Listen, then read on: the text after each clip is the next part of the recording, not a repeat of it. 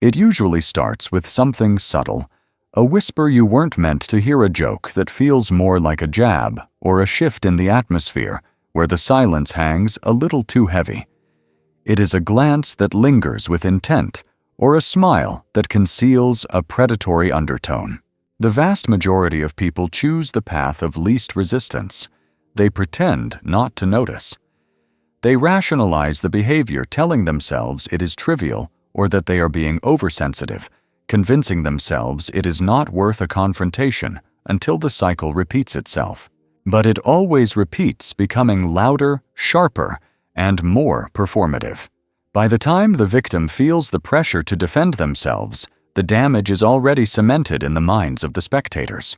You must internalize this truth: behavior that is ignored is behavior that is effectively endorsed. Niccolò Machiavelli understood this psychological dynamic more profoundly than any modern strategist. In a landscape defined by power struggles, reputation management, and dominance hierarchies, Machiavelli knew that respect is not a gift you receive for being kind. It is a boundary you must enforce with iron discipline. When an individual dares to cross the line of respect, your immediate reaction dictates the future of that relationship and your standing in the group. It is not merely about the aggressor's perception of you, but rather a broadcast to every observer in the room regarding what level of abuse you are willing to tolerate. Disrespect is rarely personal in the beginning. It is strategic. View it as a compliance test. If you fail to hold your ground, you're not simply labeled as weak. You're marked as a safe target for future aggression by anyone seeking to elevate their status at your expense. Therefore, when the disrespect occurs, your countermove must be executed in the present moment, not in hindsight. You must go immediately silent. But this is an active tactical silence, not a passive retreat. This brings us to the first Machiavellian law of social conflict. The individual who reacts with visible emotion instantly lowers their status and hands power to the aggressor. However, the person who strategically withdraws their engagement becomes an enigma. You become unpredictable, and in the game of power, unpredictability breeds a primal sense of caution and fear. This silence does not mean you are letting it slide. It means you are physically withdrawing your energy from the interaction. You do not offer a nervous laugh to ease the tension. You do not pretend the comment went over your head. You do not verbalize your hurt feelings. Instead, you force them to feel the weight of your absence through a hardened gaze, a flat tone, and a complete refusal to keep the conversational energy moving. It serves as a harsh pattern interrupt in the rhythm they were attempting to establish.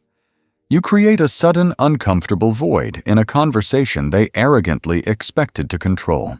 You must understand that disrespect creates a loop that feeds on feedback. It requires your awkward laughter, your defensiveness, or your attempts at appeasement to survive. But when that behavior slams into a wall of cold stillness, it is exposed for exactly what it is: a cheap, desperate grasp for dominance. The Machiavellian strategist never initiated the conflict. He observed.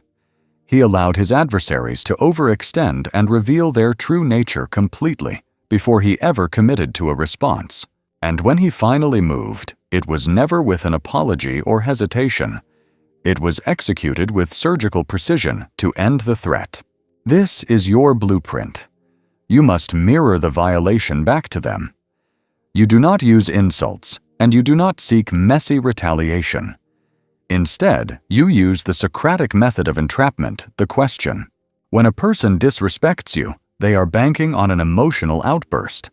They are trying to trigger your insecurities to make you look unstable. The one thing they are not prepared for is analytical exposure. So you lock eyes with them. You tilt your head slightly, looking at them as if they are a specimen in a jar. Then you speak with a tone of surgical calm. Did you intend for that to sound the way it did? Or perhaps, are you certain you want to repeat that statement? Or even, that sounded incredibly personal. Would you like to clarify your intent before I give you a response? Each option is a controlled incision. You're not denying that the attack happened. You are inviting them to repeat the insult on the official record, daring them to double down and make their aggression undeniable to the room. The majority will crumble. This is because most people who throw out disrespect are not brave souls. They are opportunists testing the perimeter fences to see who will check them. When you meet their probe with silent tension and cold analytical clarity, they begin to question their own standing. That seed of self-doubt is the psychological victory you're after. You do not want revenge. You do not want drama. You want to instill doubt. The person who can induce hesitation in others, who makes people stumble and self-correct, does not need to demand respect verbally. They simply radiate authority. However, this is where the game increases in complexity. Most people can muster the strength for one confrontation. What they lack is the endurance for consistency. If someone tests you once and you shut it down, that is a victory. But if they sense that your resolve is temporary or that your energy softens too quickly, they will test the boundary again. This leads to the third critical step. You must reframe the relationship immediately and permanently. There is no returning to normal. You do not pretend that the violation did not occur. You redraw the territorial lines in how you speak to them, how you present yourself, and how unavailable you become to them moving forward. Machiavelli taught that public punishment, when justified and timed correctly, does not just neutralize a threat, it educates the entire collective. Therefore, if the disrespect occurred in front of an audience, let your shifted posture echo louder than any verbal comeback. Withdraw your warmth completely.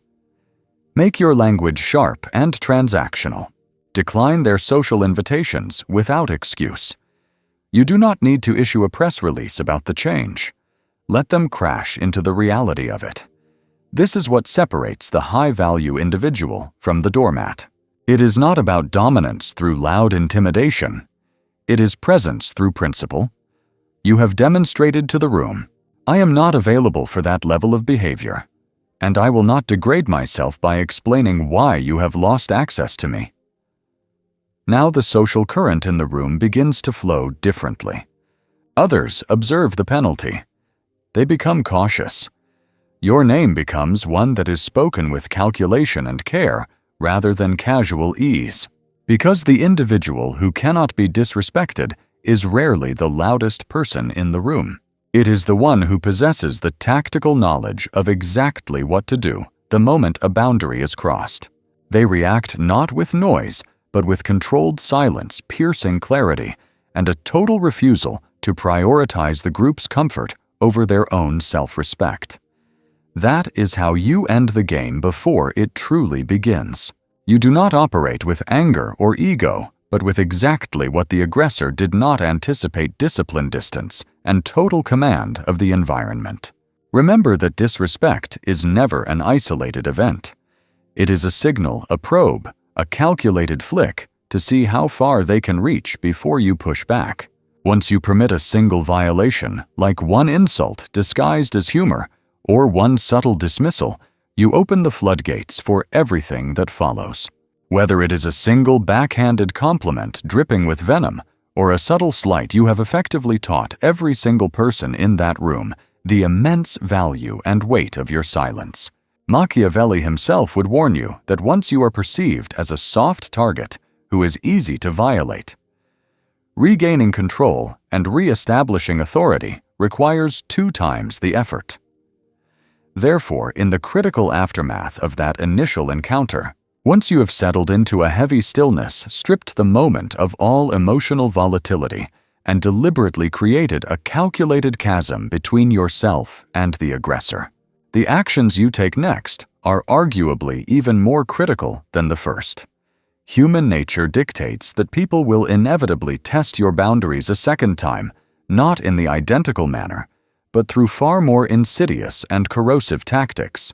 They are auditing your authenticity to see if you truly meant what you projected. They will launch another jest, perhaps cloaked in a disarming, innocent smile, this time around. They might conveniently exclude you from a key decision and label it a mere administrative oversight.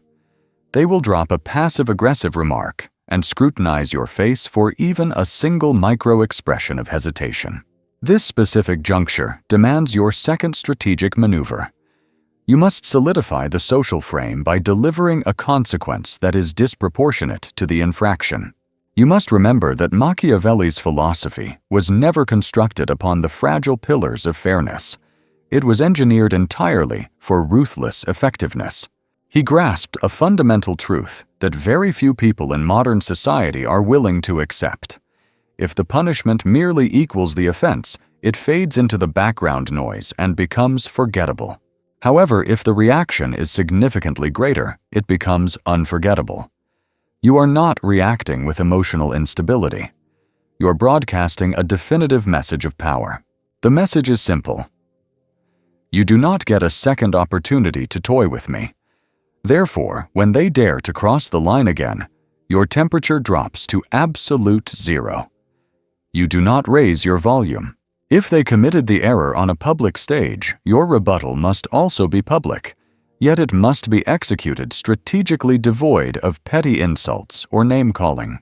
You execute a surgical excision of their social standing. When they make the comment, you respond by holding a heavy pause, looking them dead in the eye, and then deliberately addressing the rest of the group as if the aggressor does not exist. Alternatively, should they ask you a direct question, you deliver a monosyllabic answer and immediately pivot your focus to someone else, cutting off their supply of attention. When they attempt to bask in your warmth again to smooth things over, you present them with the social equivalent of a slammed iron door. You remain impeccably polite, agonizingly formal, and unreachably distant. This is not active aggression. It is strategic removal. You're not attempting to defeat them in combat. You're demonstrating something far more chilling to the social animal. You're showing them that they have lost access. That is what inflicts the deepest psychological wound, not the sting of an insult, but the void of being ignored by someone who once validated their existence. Here lies the graveyard, where most people fail to maintain power. They possess a desperate need to be liked. They rush to patch the cracks and smooth over the tension. They delude themselves into believing that being the bigger person will guarantee them admiration. But the great strategist Machiavelli would scoff at such naivety, knowing that respect is never earned through forgiveness. True deference is seized through calculated consequences served cold with silence, never with heated anger. This is the precise moment your real leverage begins to multiply. The audience is always watching. They witnessed the initial moment of disrespect. They analyzed exactly how you responded. And now they are waiting with bated breath to see if you will revert to submission, or if the strength you projected was genuine. This is your golden opportunity to completely recast your image. Because perception, according to Machiavelli, wields far more influence and power than objective truth. Your reputation after the conflict settles becomes either your impregnable armor or your point of exposure. You need your silence to translate clearly. He has zero tolerance for that. She will not engage if disrespected. Or, you only get one chance with them. Once your name becomes synonymous with those ironclad associations in the minds of your peers, the entire dynamic shifts in your favor. People begin to weigh their words more carefully. The frivolous joking and teasing stop completely in your presence. They start introducing you to others using descriptors like no nonsense, sharp, or intense. That is the new power you have synthesized. You did not beg for it. You engineered it from the ground up, one surgical response at a time. However, there remains a final deeper layer to this strategy that is far more difficult to master, because certain individuals will not be stopped by public shame. They are immune to the need for approval. What they crave is your emotional reaction. These agents of chaos thrive on destabilizing those around them, on playing the role of the disruptor, and on testing boundaries purely for the sport of it. When these types encounter a fortified mind like yours, they will either escalate the situation or retreat entirely. If they choose to escalate, that is your cue to initiate the third level of response. You must leverage their own disrespect against them. You do not escalate emotionally. You escalate socially. If the antagonist is someone with influence, a reputation, or a specific role, start framing them with clinical precision. Turn the momentum of their behavior back upon them, whether loudly or subtly, but always with absolute control. For instance, you might say, "That is a fascinating attempt at a joke. Is that the sort of material you use in professional settings as well?" Or, "If you speak to your friends like that, I shudder to imagine how you speak to strangers." Or perhaps, "I am genuinely surprised you felt comfortable saying that out loud." You are not arguing with them. You're spotlighting their behavior. You're forcing them to wear their own clumsy words like a badge of incompetence in front of the group.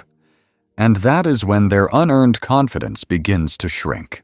This occurs not because you overpowered them with brute force, but because you made the room remember what they really are: small, noisy, and deeply insecure.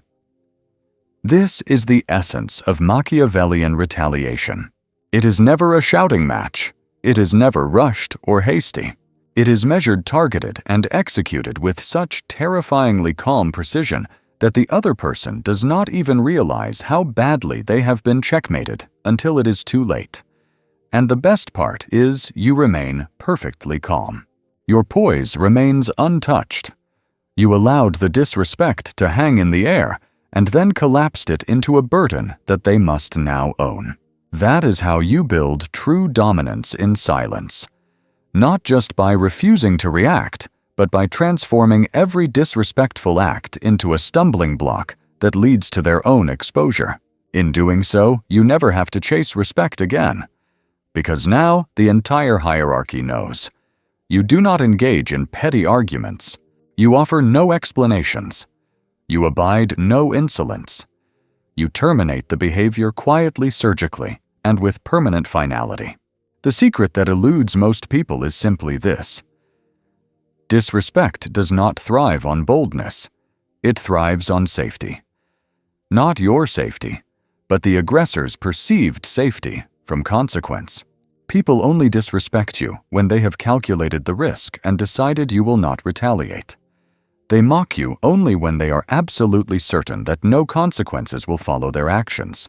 They push against your boundaries specifically because they are confident in your history of passivity. They know you have never pushed back before, so they assume you never will. That specific assumption, the belief that you will remain inert, is the fuel that powers 90% of all disrespect. However, Machiavelli understood a far more potent truth about human nature. He grasped that true dominion is not about striking your enemies constantly. It is about carefully cultivating an atmosphere where they believe you could strike that. At any given second, you might choose a response they did not calculate and cannot control. This is the evolution of authority. You transform yourself into a psychological threat without ever having to utter a single verbal threat. You do not need to give a speech or make a scene. You simply need to delete the pattern they rely on and become significantly harder to predict. From this moment forward, once a line has been crossed and you have defined where the territory ends, your objective shifts entirely. You are not there to win their affection or get them to like you. Your goal is to destabilize their confidence and make them uncertain of your next move. You do not want them scared or intimidated. You want them unsure. They should be asking, "Did I go too far? Why is he so silent? Why isn't she reacting? What is happening behind those eyes? Why didn't they snap back like they usually do?" That manufactured ambiguity becomes your strongest armor against future attacks. The psychology is simple humans instinctively avoid what they cannot decipher. This is precisely why Machiavelli warned against being an open book, against being too consistent or too easy to read. A ruler who is transparent and easy to understand is a ruler who is easy to dismantle and manipulate.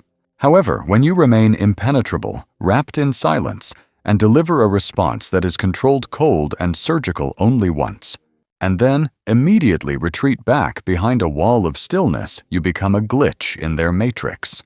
You become an anomaly, and in any social hierarchy, anomalies force a shift in the power dynamic.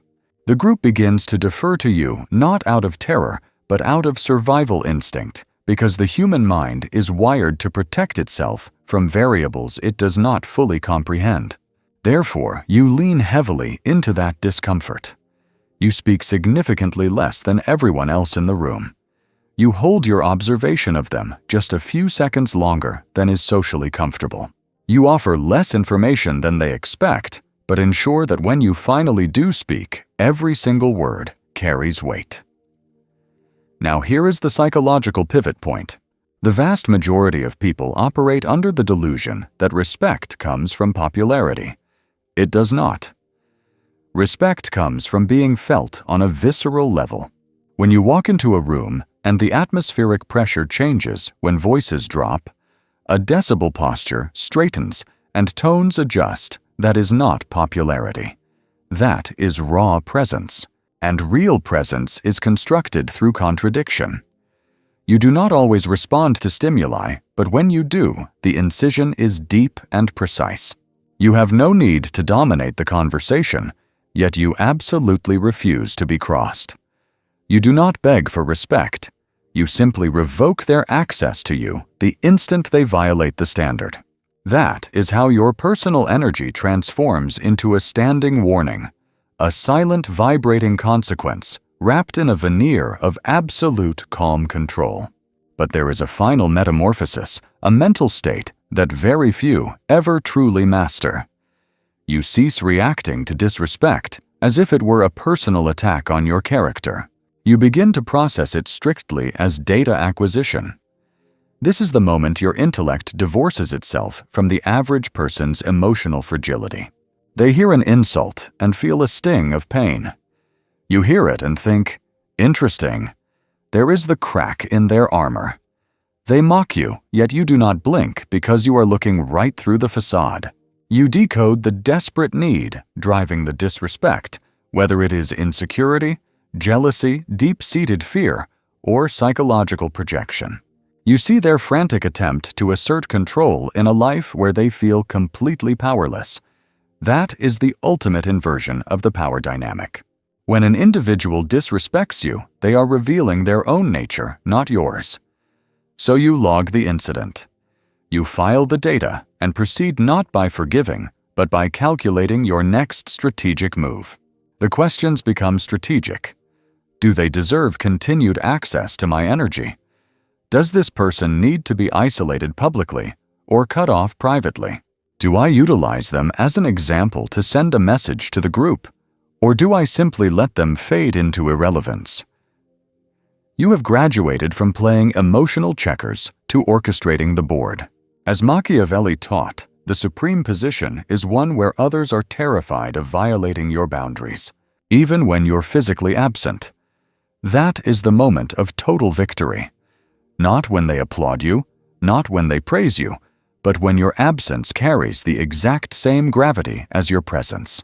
This is because the individuals who navigate life untouched by disrespect are rarely the ones shouting the loudest. They are the ones who have inflated the cost of disrespecting them to an unaffordable level. This is not achieved through rage or revenge, but through disciplined silence, asymmetric consequences, and a ruthless commitment to self-enforcement. You do not need to play the social game where everyone pretends to be nice. You play the power game. And once you switch gears, the entire environment changes. People will hesitate and calculate before testing you. Their jokes will lose their sharp edges. Their words will soften into deference. Their energy recalibrates because they realize you are not there to fit in. You are there to be respected. And if they cannot meet that standard, you will abandon them in a silence so profound they will never recover. There is a distinct subtle moment in every high-stakes interaction. It is undeniable. It is when the room reorganizes itself around your gravity. It happens after the long pause, after the boundary is drawn, after you have signaled without a single syllable that you are not the type of person to be trifled with. The victory is not just that they stop disrespecting you. It is that they stop thinking it is even an option. And that is the final layer Machiavelli would insist upon. You do not merely respond to slights. You fundamentally transform what you symbolize in their minds. Because in the end, true power is not determined by your reactions. It is determined by what people assume you might do, even if you're doing absolutely nothing. You evolve into an entity with undefined limits. You become someone whose silence does not signal submission, but tactical preparation. Someone whose calm is not friendliness, but dangerous containment. And here is the crucial detail most people overlook once you have enforced a boundary effectively. That is not the end of the war. That is merely your reputation's entrance exam. Your reaction dictates your standing not merely with the individual who dared to insult you, but crucially with the entire gallery of spectators who observed the transgression, whether they saw it unfold in real time or heard the whispers later. The instant a line is crossed in the public eye, the room holds its breath as every pair of eyes locks onto you, analyzing whether your sense of worth is an internal fortress or a fragile construct that collapses the moment the crowd's approval wavers. If you can maintain an ironclad frame amidst the chaos, refusing to fracture, refusing to offer meek apologies, and refusing to scan the room for reassurance, you demonstrate a terrifying level of self-control. Observers will sense a vibration they struggle to articulate, but instinctively respect absolute certainty. In a modern landscape, where nearly everyone is paralyzed by the need for external likes and validation, unshakable self-assurance is the scarcest and most valuable commodity. Understand this distinction. It is not about adopting an icy demeanor or broadcasting hostility. Rather, it is about transforming your kindness from an automatic reflex into a deliberate gift. Your smile becomes a conscious decision deployed only when it serves your purpose.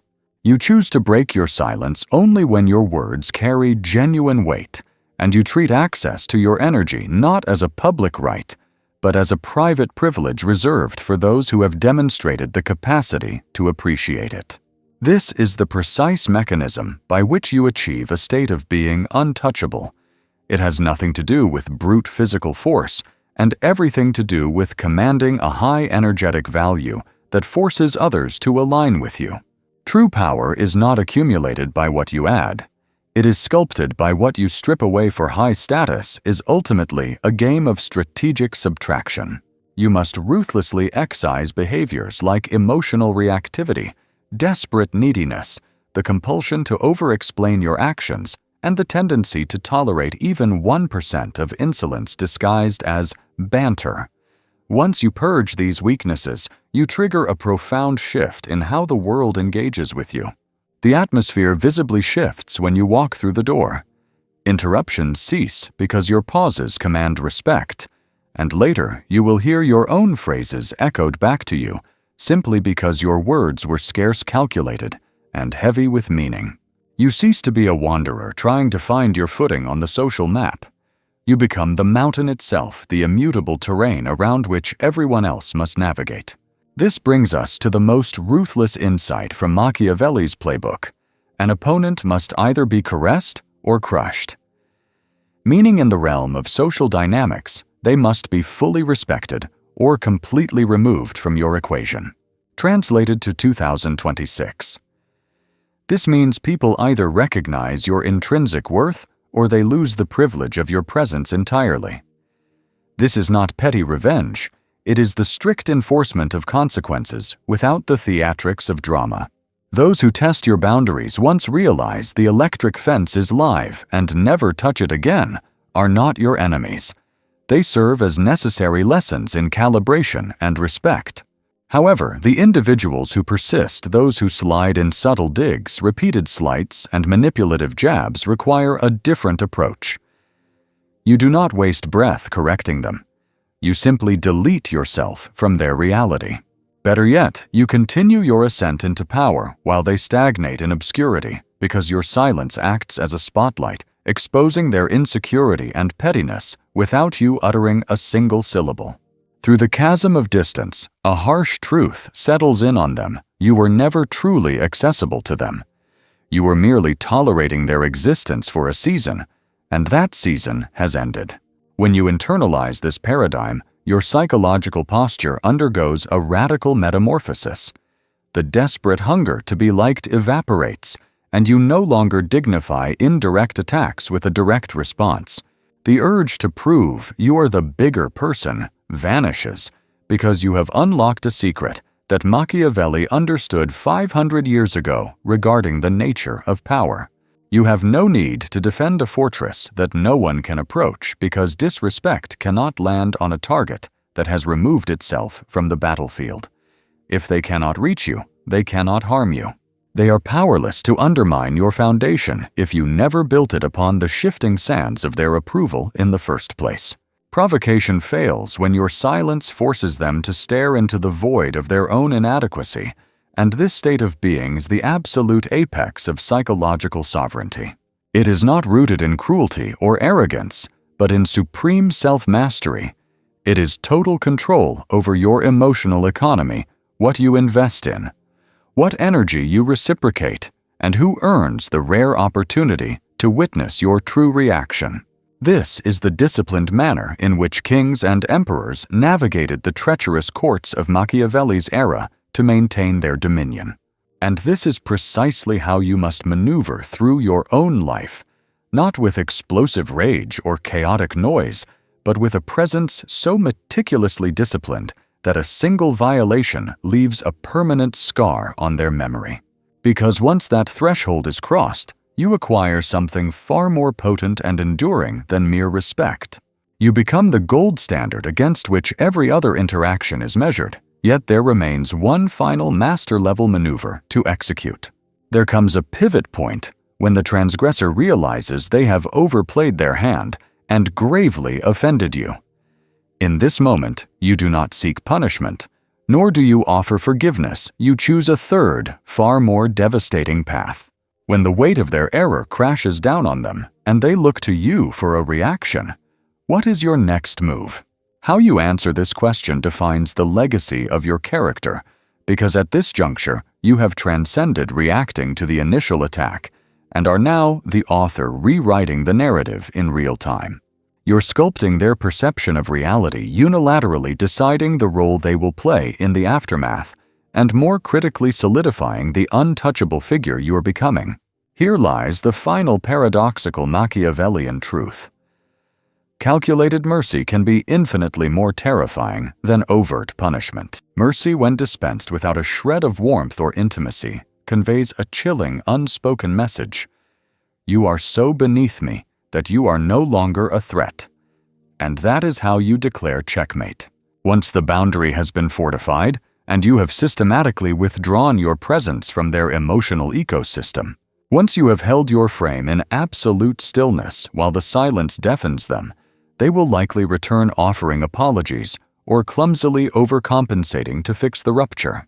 They might laugh nervously, attempt to revert to the old dynamic, or test the waters to see if the ice has thawed, and this specific instant is where your control becomes absolute. You do not lash out in anger, you do not smile to ease their tension, and you do not offer comfort. You simply remain stoic and unchanged, harboring no visible bitterness and showing no resentment. There is no need to articulate why the dynamic has shifted. You simply allow them to wander confused through the new, colder reality you have constructed. It is a reality where your eyes no longer seek them out in a crowd, and where your personal energy no longer contorts to accommodate their emotional state. They are no longer a significant variable in your equation. They have become a ghost drifting aimlessly through your world, and do not mistake this for pettiness. This is power through absence, for nothing unsettles a person who attempted to rattle you more than the realization that you never relied on them for your stability to begin with. You were never hunting for their validation, never desperate for belonging, and never playing by their rule book. That is the final severing cut. It lands when they grasp that their disrespect not only failed to wound you, it actually elevated you. It honed you into something sharper, commanded greater respect, created necessary distance, and ultimately rendered you untouchable. This is the precise role Machiavelli would cast you in today, not the petulant prince who rages at every slight, but the silent, calculating architect of consequence. There is a terrifying level of power held by the person who can watch others betray themselves in the public square, all while remaining stoic, mathematically calculated, and positioned just beyond the blast radius. This is the hallmark of the sovereign individual, the one who never has to voice a demand for respect, because their very presence commands it before a single word is spoken. People realize too late that they only get to make that mistake one time. Now, in the cold light of the aftermath, you will observe a fundamental shift in the atmosphere. Your name begins to travel through the grapevine in hushed tones, not because you are chaotic or dramatic, but because of your terrifying restraint. You will hear them say things like, "He keeps his cards close to the vest, but when he finally plays a hand, it changes everything." Or, "I have never seen her break frame." Or the most ominous warning of all. You really do not want to end up on their bad side, because once you burn that bridge, there is no rebuilding it. That is the fortress you have constructed a reputation so impenetrable that people instinctively police their own behavior when you are near. Watch them closely. They double-check their tone before speaking. They mentally edit their phrasing.